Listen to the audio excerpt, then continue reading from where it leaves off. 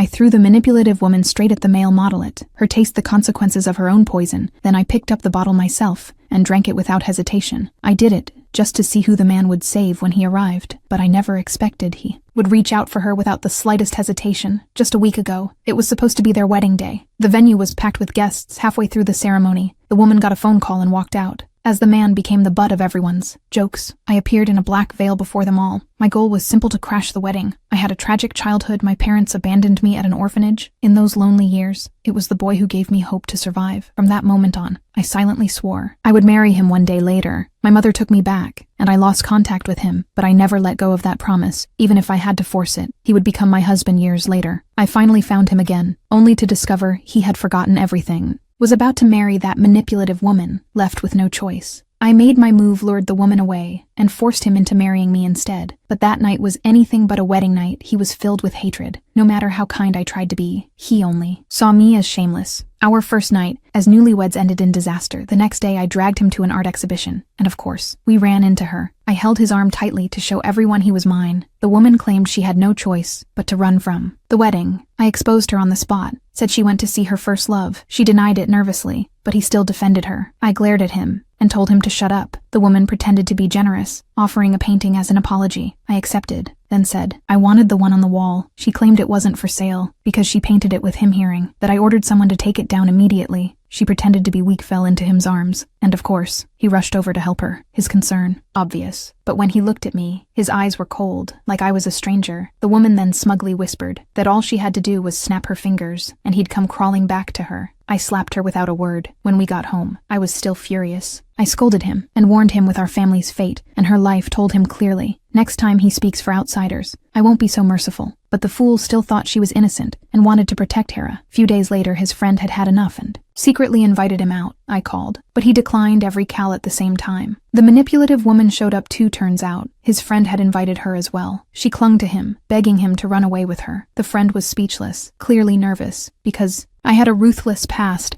I once broke my father's leg and forced my abusive brother to leave home before he could finish his sentence. I stormed into the private room with my bodyguards. I walked straight to the woman and threatened her. He stepped in front. To shield her again, his friend tried to explain, said they just danced. That one sentence set me off. I smashed a bottle toward the woman. He shielded her once more, then said the cruelest words I'd ever heard in my life. Those words broke me completely. In that moment, I turned around and drew the gun from my waist.